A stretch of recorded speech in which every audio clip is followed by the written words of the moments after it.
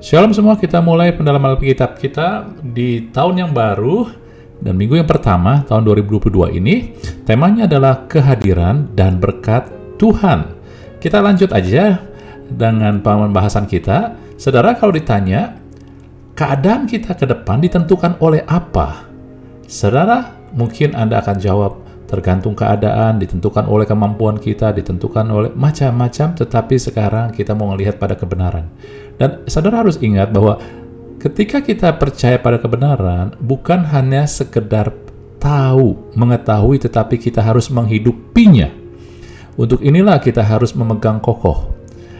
Alkitab berkata bahwa masa depan kita ataupun apa yang terjadi di depan, apa yang kita alami di depan ditentukan oleh dua hal secara garis besar, yaitu His presence, kehadiran Tuhan, dan His presence, berkat ataupun penyediaan dari Tuhan. Bukan daripada apa yang kita selama ini telah mungkin sebagian orang, bahkan orang percaya bahwa ditentukan oleh kemampuan kita, keadaan di sekeliling kita. No, Tuhan tidak berkata begitu, tetapi kehadirannya sama seperti ketika contohnya Yosua, ya, ketika Tuhan hadir, maka kemanapun Yosua pergi menjejakkan kaki berperang, dia menang, ya. Dan dimanapun Yesus ada hadirannya, maka penyediaannya berlimpah-limpah. 5 roti 2 ikan, ada Yesus berlimpah, saudari. Jadi semua ditentukan oleh Yesus. Yeremia 17 katakan bahwa kalau kita mengandalkan pada manusia, kita jadi terkutuk. Tapi ketika kita mengandalkan kepada Tuhan, yaitu Yesus, kita akan diberkatin. Nah, sekarang kita melihat, saudara-saudari, bahwa makna daripada kehadiran dan penyediaannya, ini yang menentukan kita. Kita melihat langsung di dalam firman Tuhan dalam Kejadian 17, ayat 1-2. Saudara harus tahu, ini adalah ketika Tuhan berkata kepada Abram, berjanji kepada Abram. Anda harus ingat bahwa Abraham diberikan janji, diperlakukan Tuhan berdasarkan kasih karunia. Abraham adalah orang kafir, lalu dia juga dua kali dia menyangkal istrinya sebagai istrinya, artinya hidupnya tidak sempurna, tetapi Tuhan tetap bela dia. Jadi Tuhan berkata kepada Abraham yang saat itu berumur 99 tahun, maka Tuhan menampakkan diri pada Abraham dan berfirman, "Akulah Allah yang Maha Kuasa. Hiduplah di hadapanku dengan tidak bercela. Aku akan mengadakan perjanjian aku dan engkau. Aku akan membuat engkau sangat banyak." Saudara, kalau sangat banyak artinya pada saat itu ada multiplikasi, artinya berkat. Daerahmu diperluas, terus ternak-ternakmu juga diperbanyak, orang-orang juga yang bekerja kepadamu semakin bertambah banyak. Itu namanya diberkatin. Pada saat itu makna berkat adalah possession, kepemilikan. Tapi beda dengan sekarang ini. Amin ya. Saudara harus tahu, nanti kita akan melihat. Dan Tuhan akan meneguhkan perjanjiannya ketika Abraham hidup di hadapan dia dengan tidak bercela. Saudara, apa yang Tuhan sampaikan kepada Abraham berlaku juga buat kita, karena kita saat ini pun hidup di dalam perjanjian baru, yaitu perjanjian kasih karunia. Beda dengan Musa. Musa adalah hidup dalam perjanjian Taurat. Dia hidup berdasarkan apa yang dia bisa lakukan, tetapi Abraham dan kita tidak. Itu tidak berdasarkan apa yang kita bisa lakukan, karena apa yang kita lakukan gak layak. Abraham gak layak, tetapi Tuhan tetap berkatin. Amin ya. Jadi inilah gambaran daripada apa yang Tuhan genapi di dalam Yesus. Saudara-saudari, kita sudah hidup di perjanjian baru. Tuhan Yesus sudah menggenapi bagiannya untuk supaya kita hidup di dalam kasih karunia. Amin ya. Nah, saudara, Anda harus melihat, saudara-saudari, bahwa ketika Tuhan berkata ini, hiduplah di hadapanku, kata aslinya adalah berjalan di hadapanku. Walk before me. Jadi, kita harus berjalan dengan melihat Tuhan ada di depan kita. Ya, kata di hadapanku ini dalam bahasa aslinya adalah panim, artinya wajah. Nah, Anda lebih jelas lagi. Jadi ketika Anda berjalan dengan melihat wajah Tuhan di depan Anda, artinya apa? Artinya Anda melihat kehadiran Tuhan, itulah yang membuat Anda diberkatin. Abraham diberkati karena Tuhan menyertai, Tuhan berjalan bersama dia, wajah Tuhan diarahkan kepadanya. Saudara, sekarang kita bicara tentang perjanjian baru. Kalau seseorang berjalan dan melihat wajah seorang pribadi di hadapan dia terus, kalau orang itu bukan orang yang sangat mengasihi dia dan dia kasihi, maka itu akan menjadi beban. Tetapi kalau orang itu yang dia lihat, dia berjalan bersama adalah orang yang mengasihi dia dan sangat dia kasih juga, maka itu menjadi suatu sukacita, perjalanan yang indah. Dan Tuhan mau, saudara-saudari, bahwa kita tahu bahwa makna dari hidup berjalan di hadapan Tuhan, hidup di dalam wajahnya, berarti kita senantiasa melihat wajah Tuhan. Kalau kita melihat wajah Tuhan di dalam perjanjian baru, berarti kita sudah diperdamaikan, kita sudah dikasihi. Dengan kata lain, Tuhan mau sampaikan, hiduplah di hadapanku, itulah hidup di dalam kehadirannya, di dalam kesadaran bahwa Tuhan sangat mengasihi kita, sehingga selalu mengarahkan wajahnya, memperlihatkan wajahnya kepada kita. Karena dalam perjanjian baru, Yesus sudah menebus kita, sehingga kita dilayakkan, bahkan Roh Kudus ada di dalam kita, sehingga Tuhan selalu ada bersama kita. Allah adalah Roh. Anda nggak bisa melihat wajahnya, tetapi Anda bisa tahu bahwa secara fisik, secara roh bisa, tapi kalau secara jiwa Anda melihat bahwa Dia berjalan bersama kita. Ya. Nah, saudara, kenapa Dia mau berjalan? Karena Dia sangat mengasihi. Anda ngelihat Kidung Agung, dua pribadi yang saling mengasihi, mereka saling mengeluhkan, melihat wajahnya itu kagum, senang sekali. Nah, ini juga yang Tuhan mau. Karena di perjanjian baru, Yesus pun menunjukkan, menyatakan tentang hubungan kita telah dipulihkan dengan Bapa. Sehingga perjanjian baru bicara selalu hubungan, relationship. Kasih itu juga dibutuhkan ketika kita ada hubungan. Nah, oleh sebab itulah ketika Anda baca firman Tuhan, Anda sudah hidup dalam perjanjian baru, bacalah dari dimensi hubungan. Jangan dimensi peraturan. Bacaannya, kata-katanya sama, tapi maknanya akan beda. Misalkan, kalau Anda mendengar perkataan saya, Anda nggak kenal saya, akan bisa bermakna beda. Kalau sama yang Anda dengar, tetapi yang dengerin adalah anak saya, maknanya akan dia tangkap dengan berbeda, walaupun ucapannya semua sama ataupun perkataannya sama, tetapi yang dia tangkap bisa berbeda. Ya, nah demikian juga ketika Anda baca ini, bacalah sebagai firman Tuhan, bacalah sebagai hubungan. Contohnya itu ya, karena hubungan. Jadi begini, kalau bicara hubungan, maka Anda semakin mengerti dengan bertambahnya pengenalan Anda dan saya akan kasih Tuhan. Ini yang Tuhan mau. Semakin kita mengenal kasih Allah, semakin kita menyadari kehadirannya. Bukannya Tuhan gak hadir, kita semakin menyadari dengan semakin kenal kasih Allah. Kita semakin menyadari penyediaannya dengan kita mengenal kasih Allah ini. Ya, jadi itu. Nah, saudara-saudari, kita akan melihat di dalam Bilangan 6 ayat 24-27, yaitu suatu perintah Tuhan kepada Harun. Harun saat itu adalah imam agung orang Israel. Kalau sekarang imam agung kita adalah Yesus. Nah, berkat Tuhan suruh imam agung untuk memberkati umatnya. Berkat dari imam agung itu adalah berkat yang tertinggi. Sekarang pun juga sama. Kita pun dapat berkat. Karena ini datang dari Tuhan, sekarang langsung Tuhan sendiri yang berkati kita. Nah, saudara, kalau kita baca dari hubungan relationship, bukan hanya sekedar bacaan, karena banyak orang baca Bilangan 24-27 ini jadi mantra dia bacanya. Memang memberitanya menyenangkan, Tuhan memberkati engkau dan melindungi, Tuhan menyinari engkau dengan wajahnya dan memberikan kasih karunia. Tuhan menghadapkan wajahnya kepadamu dan memberi engkau damai sejahtera, menyenangkan sekali. Tapi saya mau mengajak Anda dan melatih diri kita membaca berdasarkan dimensi hubungan. Kalau bicara dimensi hubungan, ketika Anda mendengar sesuatu, maka fokus kita pertama datang adalah pada pribadi itu. Di dalam bilangan ini, fokusnya datang bukan kepada berkatnya dulu, ya, tetapi kepada Tuhannya. Tuhan 3 kali, Tuhan memberkati, Tuhan menyinari, Tuhan menghadapkan wajahnya. Inisiatif pertama dari Tuhan. Jadi ketika Anda berbicara ketika Anda membaca firman ini dari dimensi hubungan, yang membuat Anda tertarik pertama adalah, yang membuat kita tertarik adalah pribadi Tuhan. Tuhan kok baik amat memberkati saya. Kalau Tuhan baik amat menyinari saya bersyukur sekali.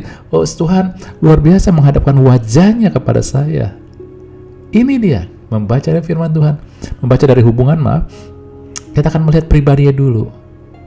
Amin. Ketika kita jatuh cinta, kadang hal yang membuat kita tarik adalah pribadinya, ya. Baru perbuatannya akan membuat kita meleleh. Gitu, oke? Jadi, dan kembali yang kedua, ketika Anda baca tentang hubungan, Anda tidak mau memanfaatkan. Anda tidak hanya melihat hal-hal yang cetek. Anda ngelihat berkat itu nggak selalu dihubungkan dengan materi. Anda ngelihat Tuhan memberikan damai sejahtera, itu berkat loh. Kasih karunia, itu berkat loh. Jadi Anda nggak bisa mengukur materi, kasih karunia sebagai materi, nggak bisa. Damai sejahtera, nggak bisa juga. Tapi itu berkat dari Tuhan. Ya, karena Tuhan bilang, aku akan memberkati mereka. Ini bicara tentang berkat. Tetapi pribadi Tuhanlah yang menarik kita dahulu. Ketika kita mulai membaca dengan dimensi hubungan, yang membuat kita tertarik Tuhan kok baik amat ya. Baru sudah itu kita ngelihat hal-hal yang dia perbuat, dan kemakin kita melihat pada pribadi Tuhan menarik, maka perbuatan dia kita melihat dengan kasih luar biasa, saudara. Nah, sekarang kita kembali, saya kasih contoh sekarang. Kalau Anda baca dengan dimensi hubungan, mana dulu nih yang terjadi nih? Ini Tuhan emang bukan sembunyikan, tapi Tuhan singkapkan nih kepada kita nih. Mana dulu kalau secara hubungan yang terjadi? Apakah Tuhan langsung tiba-tiba datang memberkati kita? Apakah Tuhan tiba-tiba menyinari kita dengan wajahnya? Atau Tuhan menghadapkan wajahnya dulu? Kalau kita bicara hubungan pribadi, pribadinya harus hadir dulu. Yang kita lihat adalah wajahnya dulu, saudara-saudari. Amin. Kita melihat wajahnya dan kita terima damai sejahtera. Banyak orang langsung mau mencari Tuhan, curahkan kasih karuniamu, Tuhan berkati aku. Saudara, kalau kita bicara hubungan, pertama adalah yang kita cari adalah wajahnya Tuhan. Aku mencari wajahmu, Tuhan menghadapkan wajahmu, Tuhan engkau indah. Maka ketika melihat wajah Tuhan, wajah kasih. Ingat tadi di sini, ya, kehadiran Tuhan, kita ngelihat wajahnya berarti kita menyadari kasihnya yang luar biasa. Maka kita akan damai, dipenuhi damai sejahtera. Kenapa? Walaupun kita ada masalah, walaupun kita memiliki pergumulan yang berat, tetapi ketika kita melihat bahwa Tuhan sangat mengasihi saya, dia nggak akan berpisah dari saya, dia tidak akan meninggalkan saya, maka kita ada damai sejahtera. Bahkan di saat kita jatuh, artinya kita mungkin tidak setia sama Tuhan. Maaf, bukan menganjurkan Anda tidak setia. Tetapi ketika kita tidak setia, Timotius katakan, Tuhan tetap setia. Inilah yang memberikan damai sejahtera. Waktu saya nggak setia, Tuhan nggak pernah tinggalin saya. Dia akan tetap ada dekat saya dan dia akan menuntun. Ingat, dimensi kasih, Anda bukan hanya diterima apa adanya, tetapi ketika Anda sedang jatuh, Anda tetap diterima. Tetapi dalam dimensi kasih, hubungan kasih, Anda nggak akan dibiarkan tetap terjatuh, tetap dalam dosa, tetap tidak setia. Tapi Anda akan dituntun. Saya punya anak. Kalau anak itu jatuh dalam dosa, kesalahan, saya akan tetap terima karena saya mengasihi dia. Tetapi saya nggak akan tinggal diam, nggak akan biarkan dia terus jatuh dalam dosa atau tidak setia. Saya akan menuntun. Jadi jangan Anda bilang kalau Tuhan menerima saya apa adanya, artinya saya boleh terus berbuat dosa. Salah ngerti. Anda sedang melihat firman atau mengerti dari peraturan, hukum, sehingga Anda memanfaatkan celahnya. Hubungan enggak. Apalagi hubungan kasih. Bahkan dalam hubungan kasih kita mau melampaui daripada standar. Ya, makanya seringkali kita dengar di firman Tuhan, kalau ada orang mau minta kamu jalan contoh 1 kilo, kamu berjalan 2 kilo. Artinya kita melakukan dengan kasih, kita akan melakukan dengan melebihi standar. Kalau hukum Taurat, kamu nggak boleh berzina. Tapi ketika Yesus datang dengan kasih, dia bilang, kalau kamu berpikir di pikiranmu tentang zina aja kamu sudah berdosa. Kenapa? Standarnya lebih tinggi. Karena hubungan kasih ini kita mau melakukan standar yang lebih tinggi, saudari. Bukan membuat kita jatuh dalam dosa, membiarkan kita jatuh dalam dosa. Amin. Kembali ya ke sini. Ketika Tuhan menghadapkan wajahnya, Anda melihat wajahnya, baru Tuhan bisa menyinari kita dengan wajahnya, memberi kita kasih karunia. Amin. Indah nggak? Ketika kita itu, maka kita akan melihat, saudara-saudari, ini dia. Kita akan melihat, ketika kita punya hubungan kasih dengan Tuhan, itu akan membuat kita damai sejahtera. Tuhan nggak akan meninggalkan kita. Lalu ketika kita tahu Tuhan sangat mengasihi kita, kita mau berjalan dengan Dia. Ketika kita berjalan dengan Dia, maka kita akan melihat Tuhan mengalirkan kasih karunia, kemurahan-kemurahan. Kita sudah berjalan sama Dia, pasti kita mau berdiri, nggak mau jauh-jauh. Kita mau berdiri bagi Tuhan, buat Tuhan, bersama Tuhan, dekat Tuhan, nggak mau menjauh dari Tuhan. Dosa bikin kita menjauh, bukan Tuhan menjauh, kita yang menjauh. Tapi kita mau berdiri dekat Tuhan, sehingga akhirnya kita mengalami berkat dan perlindungan, saudara-saudari. Ya, Anda ngelihat hal ini? Yang datang pertama, kalau kita baca dengan dimensi hubungan, adalah melihat kasih Tuhan. Ini dimaknai dengan menghadapkan wajahnya. Tuhan menghadapkan wajahnya kepada kita, sehingga ada damai sejahtera. Tuhan gak tinggalin kita. Lalu kita mau berjalan. Anda tahu makna dari berjalan dengan Tuhan karena Anda disinari dengan wajahnya. Ingat firman Tuhan katakan dalam Mazmur, firman-Mu pelita bagi kakiku, terang bagi jalanku. Pelita ini menyinari jalan-jalan kita. Ketika kita tahu tentang kasih Tuhan, akhirnya kita mau dituntun oleh pelita ini yang menyinari jalan kita, oleh firman Tuhan, saudara-saudari. Amin ya. Nanti kita akan bahas itu. Sekarang kita bahas ini dulu. Kita ikutin ini, oke? Nah, saudara, kita ngelihat di sini ya, bahwa damai sejahtera dan kasih karunia itu satu paket. Anda nggak bisa minta kasih karunia dulu tanpa Anda menyadari damai sejahtera. Ya, surat-surat Paulus yang ditulis di dalam Perjanjian Baru selalu menyatakan ini semua. Anda ngelihat ini semua ya, dari 1 Korintus sampai Filemon, ya, semua, bukan Filipi ini, ini Filemon. Ya, semua menyatakan kasih karunia damai sejahtera. Kasih karunia satu paket dengan damai sejahtera. Ketika Anda mengalami damai sejahtera, Anda akan menerima kasih karunia. Ketika Anda tahu tentang kasih Tuhan, Anda mau berjalan dengan Tuhan, Anda akan dapat kasih karunia kemurahan Tuhan. Amin. Jadi kasih karunia bukan perasaan. Banyak orang sering salah, orang percaya, aduh saya nggak tenang nih, saya nggak damai nih. Nah, Anda kadang sadar nggak bahwa saat ini kita masih diproses. Perasaan kita sering dipengaruhi, ditentukan oleh keadaan. Anda jalan di kuburan misalkan, sendirian, tengah malam, perasaan Anda takut mungkin, ya. Tapi nanti kita terus diberikan diri diubahkan, maka kita akan melihat perasaan kita bukan ditentukan oleh keadaan, tapi ditentukan oleh firman. Sukacita dari Tuhan itu kekuatanku. Perasaan saya adalah ditentukan oleh kehadiran Tuhan, sehingga bukan, walaupun masalah banyak, tetapi karena ada kehadiran Tuhan, saya tetap sukacita. Nah, itu dia. Kita menuju situ, saudara. Asal kita terus ikutin ini semua, oke? Ya. Jadi damai sejahtera adalah keyakinan bahwa Allah di pihak kita di setiap pergumulan kita, sehingga kita pasti menang. Karena Dia ada di pihak kita, Dia pasti berperang. Jika Tuhan di pihak kita, siapa yang dapat melawan kita? Amin ya, saudara. Nah, ini dia. Jadi keadaan ke depan tidak ditentukan oleh dunia. Dunia mungkin tambah gelap, tambah susah. Si jahat juga mungkin makin menekan, keadaan juga makin buruk, perasaan kita enggak menentukan juga, pergumulan kita juga, perbuatan orang juga enggak. Tetapi tadi ini dia, kehadiran Tuhan dan penyediaan Tuhan. Anda menyadari kasih-Nya, Anda melihat bahwa Tuhan tuh mencari hubungan buat kita. Semakin kita mengenal kasih, semakin kita menyadari kehadirannya dan penyediaannya berlimpah buat kita.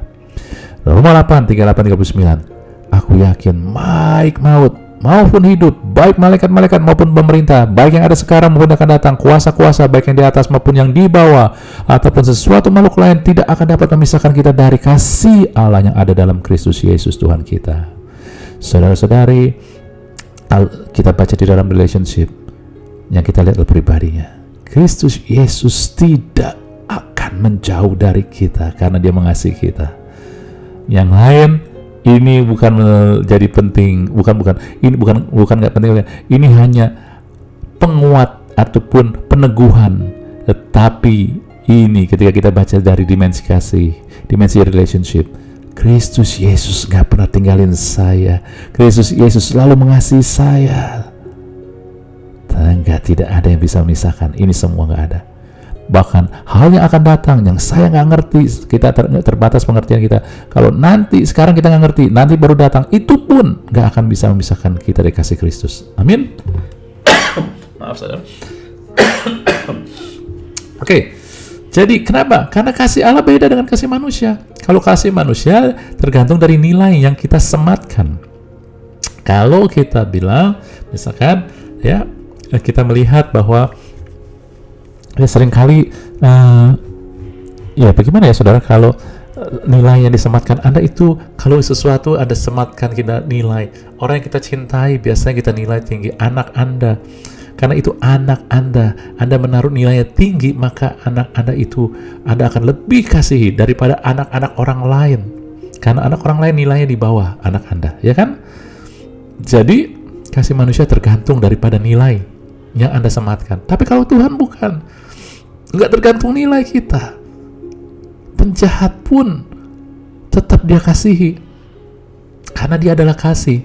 Dia mengasihi bukan karena nilai kita, tapi dia adalah kasih, sehingga yang keluar dari Dia adalah kasih.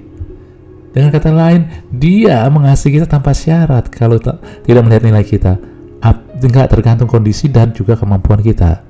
Saat ini siapapun juga Anda yang mendengar, mungkin Anda sedang bermasalah, sedang jatuh dalam dosa, mungkin saya mau katakan Tuhan tetap mengasihi Anda. Walaupun orang di sekitar Anda mulai tidak mencintai Anda, tidak mengasihi Anda karena perbuatan Anda, Tuhan tetap. Tapi kembali, bukan berarti kalau Tuhan terima berarti kita tetap enak dan boleh berdosa. Enggak. Tuhan akan menuntun. Tuhan gak mau Anda jatuh dalam dosa. Tuhan akan tuntun. Izinkan dan berikan diri kita dituntun sehingga kita dapat kasih karunia, kemurahan Tuhan. Kemurahan bukan hanya sekedar untuk diberkati, tetapi untuk kita hidup berkemenangan, hidup di dalam saudara sukacita ilahi. Ya? Amin. Jadi Anda harus tahu kasih Tuhan tidak akan pudar, tidak akan gagal, karena tidak didasari nilai ataupun kemampuan kita, tapi hanya integritas Tuhan. Dan Tuhan gak berubah, dulu, sekarang, dan selamanya. Kalau dulu Dia mengasihi kita, sekarang pun apapun kondisi dan keadaan Anda saat ini, Dia tetap sama mengasihi kita, karena adalah keputusan Dia. Kasih Tuhan adalah berdasarkan keputusan, bukan perasaan. Keputusan Dia untuk mengasihi kita, untuk mati buat kita, membuktikan kasih-Nya. Malaikat-malaikat jatuh dalam dosa yang disebut iblis itu, tapi Tuhan tidak mengasihi, tidak memutuskan untuk menebusnya. Tapi kita yang lebih rendah, lebih lemah daripada malaikat, ketika jatuh dalam dosa, Tuhan tebus. Karena itu keputusan Tuhan. Sebab itu Anda bisa mengasihi bukan karena perasaan, tapi karena keputusan Anda. Amin. Karena Anda terhubung dengan Tuhan. Oke, jadi Anda tahu keadaan ke depan Anda ditentukan oleh kehadiran Tuhan dan penyediaan Tuhan. Ketika Anda tahu Anda dikasihi, semakin Anda mengenal kasih Allah, Anda semakin peka, Anda semakin melihat kehadirannya dan penyediaannya. Artinya Dia selalu hadir, tetapi sekarang kadang kita nggak sadar. Dia selalu menyediakan, sementara kadang kita tidak menggunakan. Semakin kita mengenal kasih Allah, kita akan semakin menyadari kehadirannya, kita semakin dapat menggunakan apa yang Dia telah sediakan. Sebab di atas kayu salib 2000 tahun yang lalu, Yesus telah mati buat kita untuk menebus kita, menyelamatkan kita, dan membayar setiap harga yang dibutuhkan untuk kita hidup di dalam kemenangannya. Amin. Kita lanjutkan nanti sesi yang minggu depan. Kita akan lihat tuntunan Tuhan lagi, tapi Anda renungkan sehingga Anda memasuki tahun ini bukan sebagai tahun yang pekat, tetapi tahun yang penuh dengan ketenangan, kedamaian, karena akan selalu ada sesuai dengan janji, kehadiran dan penyediaannya. Tuhan berkati kita semua. Amin.